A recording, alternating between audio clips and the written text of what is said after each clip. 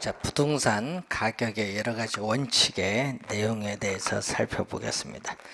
자, 거기 보시면은 이 564페이지에 우리가 가치 판단에 가장 중요한 전제가 되는 원칙이 최유효 이용의 원칙입니다. 자, 이 부동산 가치는 이 최유효 이용의 상태를 전제로 파악되는 가격을 표준으로 하여 형성된다는 원칙이죠. 자, 이 최유효 이용의 원칙과 직접적으로 관련 있는 원칙을 보는데, 자, 최유효 이용의 원칙과 관련해서 성립 근거는 얼마냐? 자, 최유효 이용의 원칙의 성립 근거는 이 토지에 있어서의 용도의 다양성의 특성과 부증성 등의 특성에서 나타납니다. 그러면 최유효 이용의 원칙과 직접 관련된 원칙은 크게 세 가지죠. 최유효 이용의 토대가 되는 시간의 원칙이 하나 있고, 내부적 요인이 하나 있고, 또 외부, 대외적인 공간의 원칙인 외부적 요인이 있습니다. 자, 토대가 되는 원칙으로서 시간의 원칙이 있고, 그리고 내부적 요인이 있죠. 대내적인 공간에 대한 원칙, 그리고 외부적 요인으로서 대외적인 공간에 대한 원칙이 있습니다. 자, 여기는 예측의 원칙, 그리고 변동의 원칙이 있습니다. 예측의 원칙은 부동산 가격은 장래의 수익성, 쾌적성 등의 예측에 있어서의 동향이나 추이 등을 반영을 해야 한다는 원칙인데, 자, 예측의 원칙과 관련해서는 부동산 가치가 있거든요. 자, 이 부동산 가치는 부동산 소유에서 비롯되는 장래의 유형적, 무형적 이 이익을 현재 가치로 환원한 값인데, 이 장래 이익이 예측이 가능해야 부동산 가치를 구할 수 있어요. 따라서 부동산 가치 개념의 근거와 관련 있죠.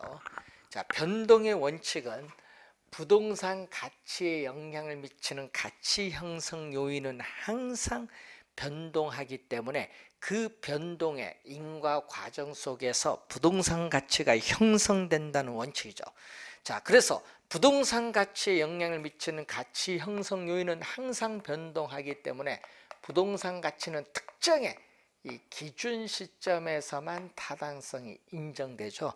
기준 시점은 대상 물건의 감정 평가액을 결정하는 기준이 되는 날짜인데, 그렇기 때문에 기준 시점 확정의 필요가 있고, 또 우리는 변동의 원칙은 시간이 경과함에 따라 이 비바람으로 인해서 노후화가 진행되면서 우리 부동산 가치가 하락을 한다는 또 물리적 감가와 관련이 있죠.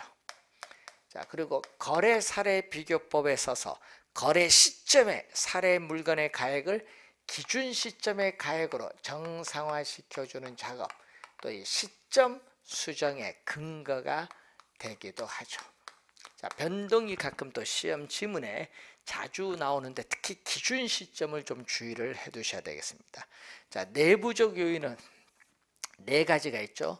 이 균형의 원칙, 기여의 원칙, 수익 배분의 원칙, 수익 체증 체감의 원칙인데, 자, 여기서 정답 지문 단골이 바로 우리는 균형이죠. 균형 단골입니다.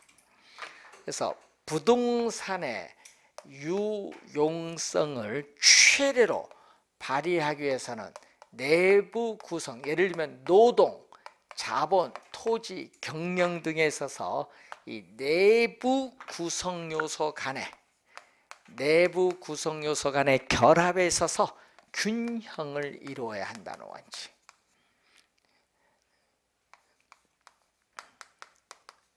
자, 문제는 자, 상가 건축물 면적에 비해서 주차장 부지 면적이 협소해서 건축물 가격이 하락을 한다. 이 위배가 되죠. 이런 것을 우리는 기능적 감가라고 하죠. 기능적 감가. 자, 여러분이 33평 아파트인데 최근에 지어진 아파트는 화장실도 2개, 거실도 넓은데 과거 20년 전에 지어진 아파트는 화장실도 하나, 거실도 좁기 때문에 최근에 지어진 아파트에 비해서 가치가 떨어진다. 이런 게 다 기능적 감가입니다. 그래서 여러분 기능적 감가 꼭 기억해야 됩니다. 기능적 감가, 여러분 2년 전에는 경제적 감가로 출제했어요. 하여튼 균형 잘 공부를 해 두셔야 될 부분이죠. 자, 그다음에 기여의 원칙도 시험에 많이 나오는데 기여는 공헌의 원칙이라고 하죠. 자, 이 부동산의 가치는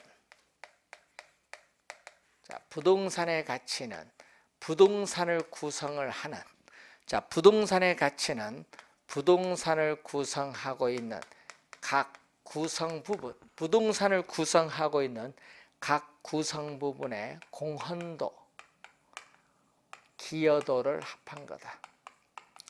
부동산 가치는 부동산을 구성하고 있는 각 구성 부분의 공헌도, 기여도를 합한 것인데 문제는 이때 주의할 건 공헌도, 기여도를 합한 것이지 생산비를 합한 것은 아니다.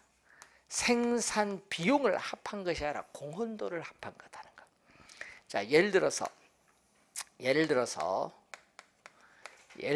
토지에 건물이 있죠. 1층, 2층이 있는데 비용을 우리가 추가로 투입을 해서 이 3층의 이 일부분, 이 3층의 일부분을 뭐 하고자 한다? 증축을 하고자 한다.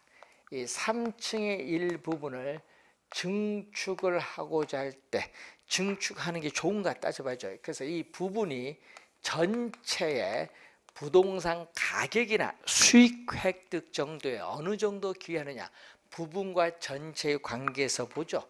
그래서 이 추가 투자에 있어서의 이 적정성, 적부 판단과 관련이 있습니다.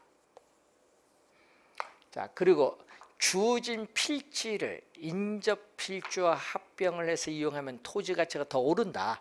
이것도 우리는 우리 추가 투자, 필지를 합병하는 추가 투자의 또 적정성 여부와 관련이 있는 것은 기여의 원칙.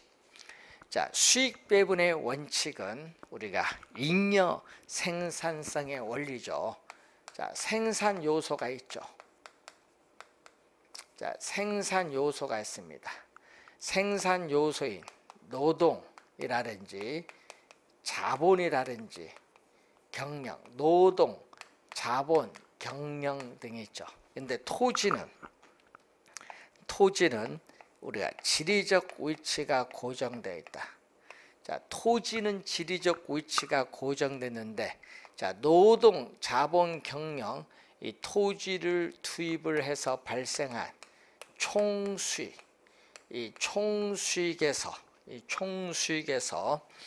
이 노동, 움직일 수 있는 생산 요소, 유동성, 움직일 수 있는 유동성이 있는 생산 요소죠. 자, 이 움직일 수 있는 생산 요소, 유동성 있는 생산 요소에 대한 이 대가를 지불하고 남은 잔여, 이 잔여 수익, 나머지죠. 나머지 수익이 위치가 고정된 토지에 제일 맨 마지막으로 배분하라는 원칙이 수익 배분의 원칙입니다. 따라서 수익 배분의 원칙은 토지 잔여법에 있어서의 이론적 근거가 된다. 자, 토지 잔여법에 있어서 이론적 근거가 된다. 잔여법의 이론적 근거가 되는 게 수익 배분의 원칙입니다. 자, 수익 체증 체감의 원칙은 단위당 투자액을 증가시키면은 수익이 증가하다가 일정한 단계를 지나서부터 수익이 감소한다는 원칙인데, 이 경제적 측면에서 이 건물의 적정 층수가 몇 층이냐. 그러면 10층을 지으면 최대의 수익인데 12층을 지으면 오히려 수익이 줄어들 수 있거든요. 그래서 경제적 측면에서의 건물의 적정 층수를 판단하는 이 수익 재정 체감인데, 요 세 가지가 제일 많이 나옵니다. 자, 외부적 요인으로서는, 자, 여기는 내부적 요인이고 여기는 외부, 요것도 주의 좀 해두셔야 돼요. 자, 여기에는 적합의 원칙, 외부성의 원칙, 그리고 경쟁의 원칙이 있습니다. 자, 또 시험 문제에 또 우리는 이 적합이 또 중요하죠. 시험의 균형과 더불어서 또 정답 지문 많이 묻는 거죠. 적합. 부동산의 유용성을 최대로 발휘하기 위해서는 부동산이, 이 부동산을 둘러싼 외부 환경에 뭐 해야 된다? 적합을 해야 한다는 원칙이죠. 외부 환경에 적합을 해야 돼요. 자, 예를 들어서 주택은 주거지역에, 상가 점포는 상업지역에, 공장은 공업지역에 있어야 됩니다. 그런데 공업지역 안에 주택이 있으면요, 공업지역의 표준적 일반적 이윤과 어울리지 주택이 못해서 주택 가격은 오히려 뭔다? 요게 적합하지 못해서 하락을 하는 것을 우리는 경제적 감가라고 합니다. 경제적 감가. 경제적 감가다. 자, 기능적 감가는 균형의 원칙, 적합의 원칙은 경제적 감가입니다. 자, 이런 게 있거든요. 여러분, 서민들이 거주하는 지역에 고급 주택을 건축을 하더라도 고급 주택은 건축비에도 못 미쳐요. 서민들이 주거 있는 지역이니까. 서민들이 있는 주거 지역에 어울리지 못해서 고급 주택 가격이 하락한다. 그건 무슨 감가? 경제적 감가. 자, 외부성은 외부 효과입니다. 부동산은 위치가 고정되어 있기 때문에 부동산을 둘러싼 외부 환경 조건의 변화에 따라 부동산 가치는 상승할 수도 있고 하락할 수 있는데, 상승하면 정의 외부 효과, 하락하면 마이너스 외부 효과. 외부 효과는 뭐 많이 배웠던 거고. 자, 경쟁을 보면은, 자, 우선 부동산 가치는 대체성 있는 재화 및 부동산 간의 경쟁을 통해서 우리가 초과 이윤이 소멸되는 지점을 기준으로 하여 형성된다는 원칙인데, 자, 초과 이윤이 있으니까 경쟁이 발생하고 초과 이윤이 없어지면 경쟁도 없어져요. 자, 우선은 요 오른쪽에 있는 게 최유효용의 원칙과 뭐죠? 직접 관련이다. 직접 관련이 있는 원칙을 말하고, 그리고 간접 관련이 있다. 최유효 이용의 원칙과 직접 관련이 있는 것이 아니라 간접적으로 관련이 있는 원칙은 우리가 수요, 공급의 원칙과 대체의 원칙이 있죠. 자, 부동산에 대한 수요 공급에서 가격이 결정된다는 원칙인데, 수요 공급에 의해서 가격이 결정되면 그 가격은 다시 수요와 공급에 영향을 미친다는 가격의 이중성과 관련이 있고, 자, 대체의 원칙은 부동산 가치는 대체성 있는 재화 및 부동산 간의 상호작용을 통해서 형성되는데, 원가 방식, 수익 방식, 비교 방식, 이 평가의 3방식의 성립 근거가 되는 가장 기초가 되는 원칙이 대체의 원칙이고요. 또 부동산의 유용성이 동일하다면 부동산 가격이 가장 싼 것을 선택을 해야 돼. 또 부동산 가격이 다 동일하다 할 때는 부동산의 효용, 유용성을 높은 것을 선택을 해야 된다는 게 대체의 원칙이거든요. 그래서 또 대체의 조건은 부동산에 있어서의 이런 부동산과 부동산 간 또는 부동산과 일반 상품 간의 대체 학연 조건은 가격이라든지 용도라든지 효용 면에서 뭐가 된다? 동일성 또는 유사성이 있어야 된다. 동일성 또는 유사성이 있어야 우리는 대체가 뭐한다? 가능하겠죠. 동일성 또는 유사성이 있어야 대체가 가능하다는 내용이죠. 자, 이 내용에서 우리가 시험 문제 또 우리가 자주 우리가 출제가 되는 그러한 부분이 되겠습니다. 원래 출제할 수도 있는 부분이 또 이쪽에 관련된 내용이다, 이렇게 보시면 되겠습니다. 자, 다음은 584페이지 보시면은 이 지역 분석과 개별 분석이 나오죠. 작년에 또 출제를 했습니다. 원래는 지역 개별 분석보다 이쪽이 좀 중요해. 가격의 여러 가지 원칙이 중요하다. 자, 지역 분석, 개별 분석을 보면은, 자, 대상 부동산, 자, 감정 평가의 대상이 된 부동산을 줄여서 대상 부동산인데, 평가 대상 부동산이다, 이렇게 보면 되겠죠. 자, 평가 대상 부동산이 속한 지역으로서 부동산의 이용이 동질적이고 가치 형성 요인 중 지역 요인을 공유하는 지역을 인근지역이다. 인근지역 개념 또 24회 시험에 출제를 했었는데, 그러면 이 대상 부동산에 속한 지역이 다른 지역과 구별이 되는 특징을 우리 뭐라고 한다? 대상 부동산에 속한 지역이 다른 지역과 구별이 되는 특징을 지역의 특성이라고 해요. 지역의 특성.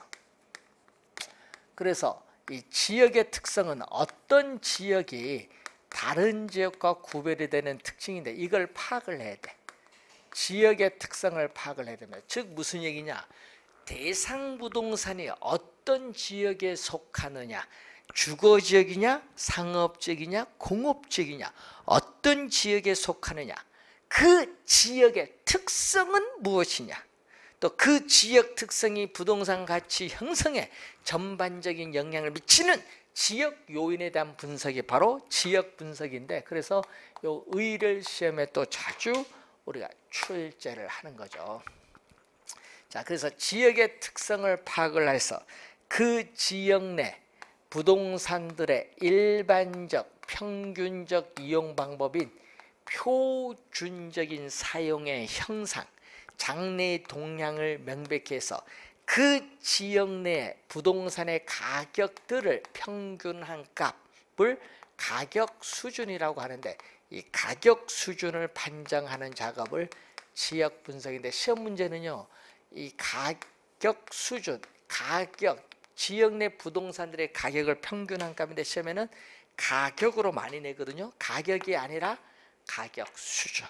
항상 요걸 잘 봐야 돼. 표준적 사용, 가격 수준. 자, 그러면 개별 분석은, 자, 성립, 근거.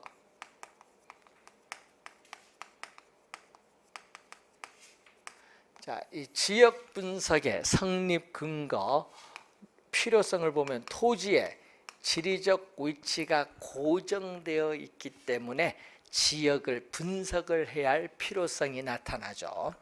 자, 이 개별 분석은 대상 부동산, 자, 이 대상 부동산에 있어서의 개별 요인을 분석하는 거죠.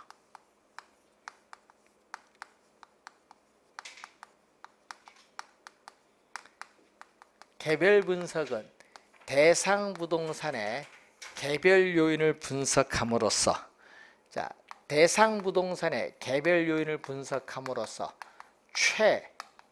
최유효 이용을 판정을 하죠.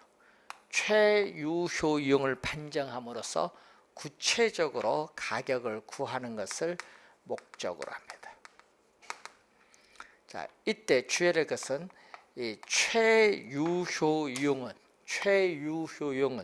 이 표준적 사용을 지표로 해서 결정되는 피결정성을 가지고 있어요. 그래서 이 개별 요인 분석과 관련해서는 개별성을 근거로 하고, 최유효 이용 판정과 관련해서는 용도의 다양성을 근거로 해서 판단을 하게 되죠.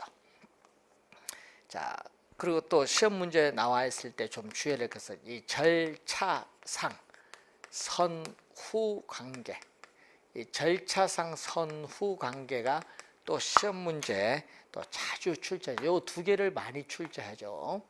자, 우선은 지역의 특성에 제약하에 개별 요인에 대한 분석이 이루어지니까 지역 분석이 선행 분석이라면 개별 분석은 뭐죠? 후행 분석. 작년 시험 정답 지문 물었죠. 자, 지역 분석은 선행 분석, 개별 분석은 무슨 분석? 후행 분석이다. 작년 시험에 우리가 정답 지문을 물었던 그 내용이죠. 자, 분석. 우리가 대상, 범위를 보면은, 자, 여기는 지역 전체를 대상으로 하죠. 대상 부동산이 속해 있는 지역 전체를 대상으로 하기 때문에 뭐가 돼? 지역 전체를 대상으로 하는 무슨 측면? 넓은 의미인 거시적. 자, 넓은 의미인 거시적 차원의 분석으로서 지역 전체를 대상으로 하는 전체적 광역적인 분석이라면 여기는 뭐를 대상? 지역 전체가 아니라 그 지역 내 하나죠. 그 지역 내 감정 평가의 대상 부동산을 대상으로 하기 때문에 이건 하나, 요거 하나만 대상으로 하기 때문에 거시적인 데에서 미시적, 이 좁은 의미인 미시적 차원에서 분석을 하죠. 미시적 차원에서 분석하고 이 전체에 대해서 여기는 뭐 부분, 그 전체를 구성하는 부분 분석, 구체적으로 행하는 분석이 나오죠. 자, 관련 가격의 원칙으로서는 이 지역 분석은 부동산이 속한 지역의 외부 환경에 적합하고 있느냐, 적합의 원칙을 근거로 한다면은 이건 대상 부동산을 분석하기 때문에 이 대상 부동산을 구성하고 있는 내부 구성 요소 간의 결합에 있어서 균형을 이루고 있느냐, 균형의 원칙과 관련 있겠죠. 자, 가끔 여기서 시험에 내면요, 여기서 보통 두세 개의 지문, 여기서 보통 작년은요 여기서 3개의 지문 냈거든요. 2-3개의 지문, 여기서 또 2개의 지문에서 출제를 해요. 인근 지역 개념이 많이 나오고요. 인근 지역의 범위는 고정적 경직적이 아니라 변해요. 고정된 게 아니에요. 유동적, 우리는 가변적입니다. 자, 인근 지역의 범위가 지나치게 확대될 때에는 용도적 동질성은 떨어지고 사례 수집은 용이하지만은, 그래서 용도적 동질성이 떨어지기 때문에 가격 수준 판정이 곤란해질 수 있습니다. 반대로 인근 지역의 범위가 너무 좁게 설정할 때는 이 용도적 동질성은 높지만 사례 수집이 곤란할 수 있습니다. 자, 인근 지역의 개념 이런 거 잘 확인해 두시고, 인근 지역은 이 대상 부동산의 가치에 이렇게 직접적으로 영향을 미치는 지역으로서 대상 부동산과 용도적 기능적으로 동질성이 있어서 우리는 대체 경쟁 관계에 있는 부동산이 존재하는 지역을 인근 지역입니다. 자, 유사 지역은 인근 지역과 이렇게 인접할 수도 있고 인접하지 않을 수도 있어요. 그래서 지리적으로 인접할 필요는 없거든요. 그래서 유사 지역은 인근 지역과의 거리 원근과는 무관해요. 자, 그러면서 보듯이 유사 지역은 대상 부동산이 없어요. 대상 부동산이 속하지 아니하는 지역으로서 인근 지역과 유사한 특성을 가진 지역입니다. 그래서 대상 부동산의 가치 형성에 어떻게 간접적으로 영향을 미치는 지역이 유사지역입니다. 그래서 유사지역은 인근 지역과 지리적 위치는 다르나 어떻게 간접적으로 가치 형성에 영향을 미치는 지역이죠. 자, 그러면 인근 지역인데 이 대상 부동산과 대체 관계가 성립하고 우리가 가치 형성에 있어서 서로 영향을 미치는 다른 부동산이 존재하는 지역으로서 인근 지역, 유사 지역을 포함한 이것을 동일 수급권인데, 주의해야 될 것은 이 유사 지역은 동일 수급권 내부에 존재할 수도 있지만 외부에 존재할 수도 있거든요. 그래서 항상 우린 유사 지역이라고 말할 때는 동일 수급권 요 안에 있는 유사 지역 이렇게 얘기해야 됩니다. 그래서 이 동일 수급권까지가 우리는 사례를 수집을 할 수 있다. 그래서 사례 수집에 있어서 가장 먼 거리에 있다. 사례 수집의 최원방권이 동일수급권입니다. 자, 그래서 작년에 이렇게 나왔죠. 지역 분석의 대상 지역은 인근 지역, 유사 지역, 동일수급권. 맞는 질문입니다. 근데 지역 분석의 대상 지역은 인근 지역과 유사 지역 뿐이다 하면 이건 틀리지. 동일수급권에 빠졌잖아요. 그래서 잘 주의해 두시고, 자, 그러면 동일수급권의 범위는 부동산의 용도에 따른 분류인 종별, 규모, 성격에 따라 다르지만 시험에 우선은 주거지를 많이 내죠. 주거지는요, 통근 시간, 통근 거리, 통근 비용을 고려를 해야 돼. 그래서 도심의 사무실로 통근 가능한 지역 범위. 그래서 도심의 사무실로 우리는 통근이 가능한 지역 범위, 통근이 가능한 지역 범위와 거의 대체로 일치하는 경향이 있어요. 그런데 이 지역의 명성, 품위, 지역적 선호도에 따라서는 주거지의 동일수급권의 범위는 보다 좁아지기도 한다. 자, 예를 들어서 소문난 고급 주택 지역은 대체할 수 있는 지역이 없기 때문에 주거지의 동일수급권의 범위는 좁아집니다.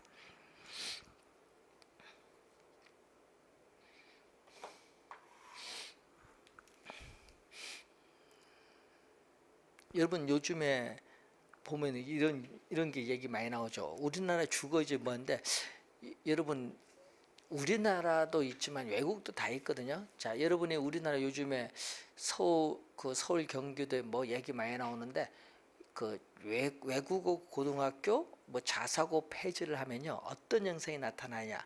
주거지가 변해버려요. 예? 예? 그 무슨 문제는요, 외국어 고등 뭐 이런 것은 그냥 맡겨야지 시장에. 시장에 맡겨야 되는데 그걸 정부가 개입을 왜 하는지 몰라. 그거 폐지하면 어떤 현상이 나타나는 줄 아세요? 교육 수준 높은 곳이 어디야? 강남 8학군이지. 8학군은 가버린다는 얘기예요. 그건 무슨 얘기냐? 사람들이 지금보다 더 8학군에 집중이 돼요. 우리나라 교육 사회상 학교를 옮기지 않았나? 그러면 어떻게 돼? 강남 수요는 계속 증가해서 주택가가 계속 오르면서 이상한 현상이 나타나. 예? 뭐 위장전이 또 막 나타날 것이고, 이게 상당히 사회적으로 더 안 좋은 현상이야. 오히려 이제 자사고 외국은 좀 분산시켜 놓은 게 나은데, 여러 가지 정책과 보면서 교육 하나만 보면 안 돼. 사회 전체적인 걸 봐야 되는데 그런 현상도 나타날 수 있어요. 응? 외국도 다 있는데 왜 그걸 이렇게 없애려고 하는지 모르겠어. 그러니까 여러 가지 형상을 다 봐야 돼요. 우리 요 부동산만 봐도 강남 집중되는 현상이 나타나. 문제가 돼요, 이게 보면은. 자, 그리고 상업지는 뭐죠? 상업지는 고객이 존재하는 지역인 배후지거든요. 배후지로부터 얻을 수 있는 우리는 상업 수익성에 관한 대체할 수 있는 범위와 일치하는 경향인데, 이 편의점과 같은 보통 상업지보다는 백화점 같은 고도 상업지가 고객이 더 원거리에서 찾아오거든요. 그래서 고도 상업지가 더욱 넓은 지역을 기반으로 합니다. 공업지의 동일수급권의 범위는 이 생산의 효율성, 비용의 경제성 등에 관한 대체할 수 있는 지역 범위와 일치하는 경향이 있어요. 자, 최근에 보시면요, 자원 원료 지향형 입지 산업이냐, 소비지 시장 지향형 입지 산업이냐에 따라 달라지겠지만은 수송 수단의 발달로 인해서 최근에는 공업지의 동일 수급권의 범위는 전국적인 경우가 되는 경우도 있고, 요즘은 글로벌화, 세계화가 이루어져요. 자, 여러분 계란 가격이 너무 많이 오르니까 정부가 물가 안정 차원에서 계란 가격을 안정시키기 위해서 태국으로부터 어떻게 돼요? 계란을 수입을 했죠. 옛날 같으면 안 되는데 지금은 수송 수단이 발달하니까 가능한 거예요. 이런 거 보면은 당연히 공업 원료 당연하겠죠. 계란도 되는데 그만큼 이제 글로벌화가 되고 있어요. 자, 그리고 후보지 이행지가 또 시험에 많이 나오잖아요. 후보지는 뭐죠? 용도의 뭐다? 전환. 후보지는 용도의 전환. 이행지는 용도의 이행입니다. 그래서 전환, 이행 후에 용도적 지역과 거의 대체로 일치하는 경향이 있어요. 그런데 뭐인 경우에는, 후보지 이행지에 서서 뭐인 경우? 성숙도가 낮은 경우. 여러분 성숙도가 낮다는 건 어떤 의미예요? 성숙도가 낮다는 것은 바로 즉시 건축할 수 없어요. 성숙도가 낮은 경우라는 것은 바로 즉시 건축을 할 수 없는 경우예요. 이때는 후보지에서의 용도의 전환, 이행지에서는 용도 이행, 건축을 바로 할 수 없기 때문에 전환, 이행전, 전환, 이행전의 용도적 지역과 일치하는 경향이 있다. 시험에 많이 내거든요. 요거 두 개 키워드 확인. 자, 그래서 작년에 우선 출제가 됐던 지역 분석, 개별 분석에 대한 사항 확인해 두시면 되겠고요. 자, 다음은 이제 원가법이죠. 자, 감정평가의 3방식으로 가는데 여러분 교재에 원가법으로 이제 가는데 여러분이 613페이지로 갑니다. 원가 방식. 자, 원가 방식은 우리가 가격의 삼면성 중 어느 정도의 비용을 투입을 해서 생산된 재화인가, 어느 정도의 비용을 투입해서 생산된 재화인가, 이 비용성의 원리를 근거로 하는데, 이때 비용성은 우리는 상품을 생산하는데 투하된 비용이 얼마냐, 이 투하된 비용이 얼마냐, 이 비용성의 원리를 근거로 하고, 또 무슨 특징? 공급, 비용은요 공급 측면에서 중시하기 때문에 공급자 가격의 특징을 가지면서 나타난 방식이 바로 뭐죠? 원가 방식. 원가 방식인 비용 접근법이 나타나는데, 자, 원가 방식은 대상 물건의 가액을 구하는 원가법이 있죠. 원가법에서 구한 대상 물건의 가액을 적산가액이라고 하고, 자, 이 대상 물건의 임대료를 구하는 방법을 적산법인데, 적산법에서 구한 임대료를 뭐라고 한다? 적산 임대료라고 하죠. 자, 이 원가법은 이 감가, 여러분 원가법은 감가가 별로 없는 신축 건물에 유용하게 적용할 수 있어요. 예. 신축 건물에 특히 우리 유용하게 적용할 수 있는데, 즉 상각자산, 여러분 감가 상각할 수 있는 자산에 우리가 적용을 하는데, 여러분 우리는 감가 상각할 수 있는 자산에 적용이 가능한데, 그 중에서도 특히 신축 건물에 유용하게 적용할 수 있어요.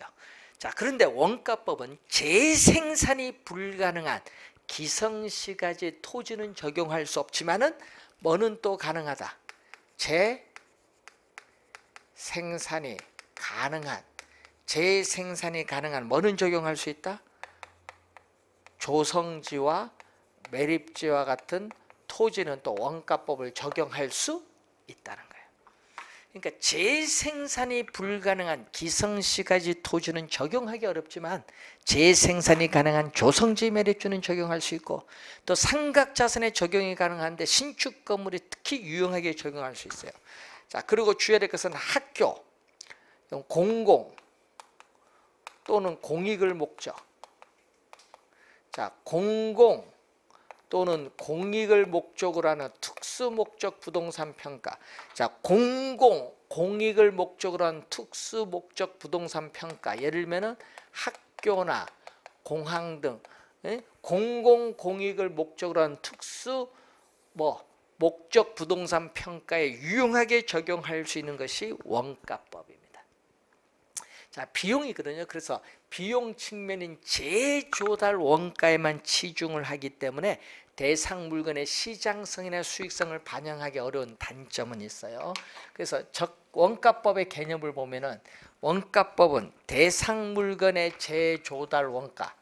자, 여러분 대상 물건의 재조달 원가에서 우리는 감가 수정을 하여 대상 물건의 가액을 산정하는 감정평가 방법을 원가법인데, 이 재조달 원가에서 감가,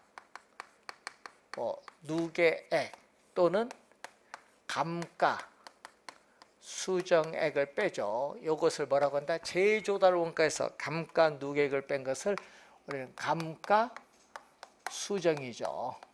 그래서 대상 물건의 재조달 원가에 이렇게 감가 수정을 하여 대상 물건의 가액을 산정하는 방법을 원가법인데 하여튼 개념이죠. 이 수식은 꼭 기억을 해 두셔야 됩니다. 자, 그런데 항상 우리는 이 비용이나 원가는 다 같은 말이죠. 영어의 코스트를 번역한 겁니다. 그래서 재조달 원가 하면은 재조달 비용인데, 자, 그럼 요 수식에서 보면요. 재조달 원가는 얼마? 자, 재조달 원가가 여러분 기준 시점의 재조달 원가가 1억이에요. 1억. 그런데 재조달 원가가 1억인데 적상가액은 얼마? 적상가액은 자, 요게 1억인데 요게 1,000만 원이야. 1,000만 원이면 1억에서 1,000만 원 뺀 적상가액은 얼마가 될 수 있어? 9천만 원이 되잖아요. 그럼 9천만 원 되니까 이때는 재조달 원가가 크지. 그런데 만약 여기 제로가 되면 어떻게 돼? 감가 누계액이 없다. 그럼 1억에서 제로 빼니까 여기는 또 얼마가 돼? 1억이 되잖아요. 그럼 1억 같네요. 그러니까 여기 뭐 할 수도 있다? 같을 수도 있어. 그래서 재조달 원가는 뭐다? 재조달 원가는 대상 물건 가격. 여러분 대상 물건 가격이 바로 뭐죠? 적상 가액이거든요. 대상 물건 가격, 적상 가액의 뭐죠? 크거나 같으니까 상한선을 말한다. 재조달 원가는 대상 물건 가격에 뭐를 의미한다? 상한선을 의미한다. 상한선. 재조달 원가는 평가 대상 물건의 가격인 적상 가액에 무엇을 의미한다? 상한선을 의미한다는 것을 염두에 좀 두시면서 우리가 확인을 좀 해두셔야 되는데, 여러분 교재 614페이지에 오시면 재조달 원가가 나옵니다. 원가법을 구성하는 2대 요소인 재조달 원가와 감가 수정에 대한 내용은 잠시 쉬고 다음 시간에 설명하도록 하겠습니다.